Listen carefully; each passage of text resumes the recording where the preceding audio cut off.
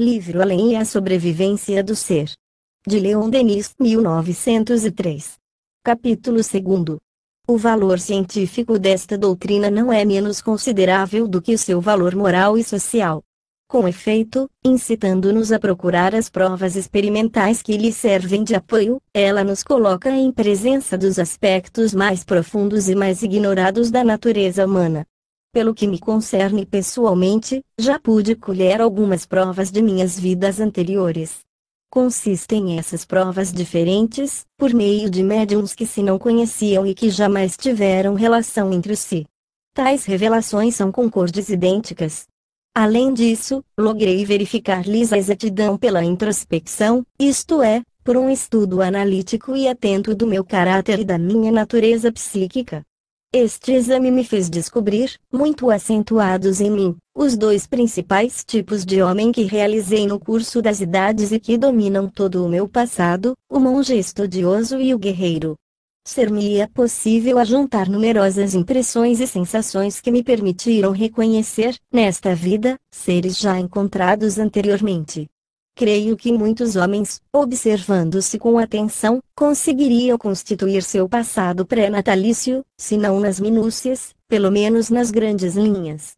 Mas é sobretudo pela hipnose, pelo transe, pelo desprendimento da alma que o passado pode ressurgir e reviver. Fiz com muitos pacientes experiências nesse sentido. Adormecidos, quer por mim, quer por entidades invisíveis, eles reproduziam cenas de suas existências precedentes, cenas pungentes ou trágicas, que nenhum teria podido ou sabido inventar, por muitas razões. Algumas particularidades dessas vidas se puderam examinar e foram reconhecidas como verdadeiras. Infelizmente, a natureza toda íntima dos fatos não me consente entregá-los à publicidade. O Coronel de Rochas fez, seguindo a mesma ordem de estudos, experiências que relatei e resumi em meu livro O Problema do Ser, do Destino e da Dor, capítulo 14. Acrescentei-lhes outros testemunhos provindos dos príncipes Galitezinho e Sniewski, além de muitos experimentadores espanhóis. Em resumo, todos esses fatos demonstram que a nossa personalidade é muito mais ampla do que até hoje se acreditou. Nossa consciência e nossa memória têm profundezas que se conservam mudas enquanto nos achamos despertos, mas que, no sono hipnótico e no estado de desprendimento, se revelam e entram em ação. Aí repousa um mundo de conhecimentos, de lembranças, de impressões acumuladas por nossas vidas antecedentes e que o véu de carne ocultou ao renascermos. É a isso que alguns experimentadores e críticos chamam consciência subliminal, subconsciência superior ou ser subconsciente. Na realidade, não há aí mais do que um estado do ser que constitui a consciência integral, a plenitude do eu. Quanto mais profundo é o sono, mais o desprendimento da alma se acentua e as camadas veladas da memória começam a vibrar, o passado ressuscita e revive. O ser pode então recompor as cenas longínquas, os quadros da sua própria história. Essa ordem de pesquisas constitui uma psicologia nova e amplificada, cujo estudo atento, junto a uma observação rigorosa, revolucionará a ciência da alma e ocasionará uma renovação completa da filosofia e da religião.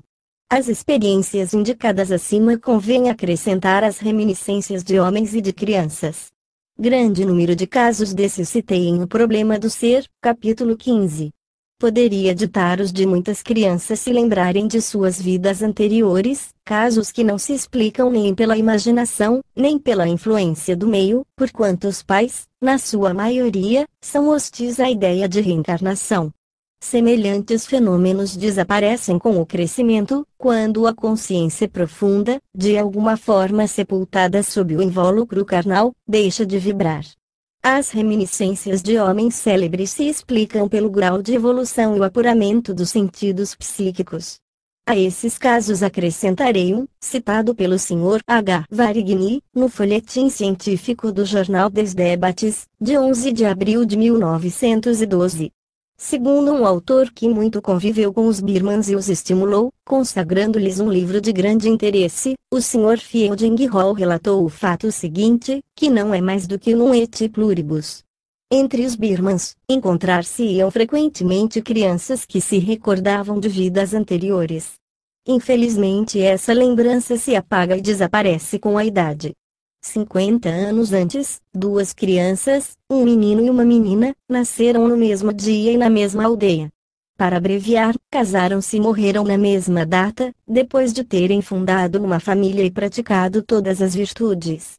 Sobrevieram dias agitados, diz a história, cuja lembrança, entretanto, pouca utilidade tem para esta narrativa.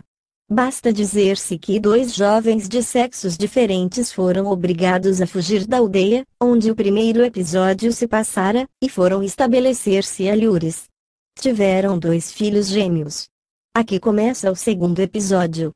Os dois gêmeos, em lugar de se tratarem pelos respectivos nomes, se designavam pelos nomes, muito semelhantes, do casal virtuoso que morrera. Por conseguinte, uma das crianças dava à outra um nome feminino.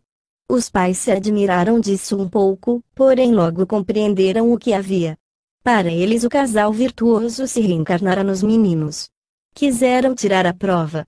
Levaram ambos à aldeia onde tinham nascido.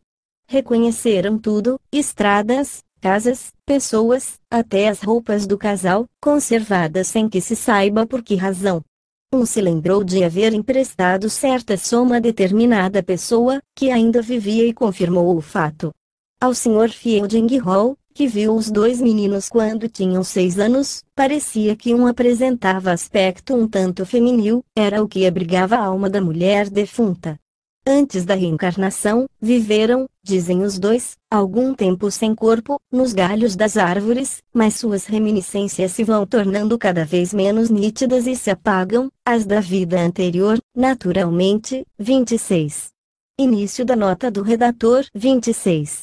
Ver folhetim científico do Jornal des Debates, 11 de abril de 1912, por Henri de Varigny.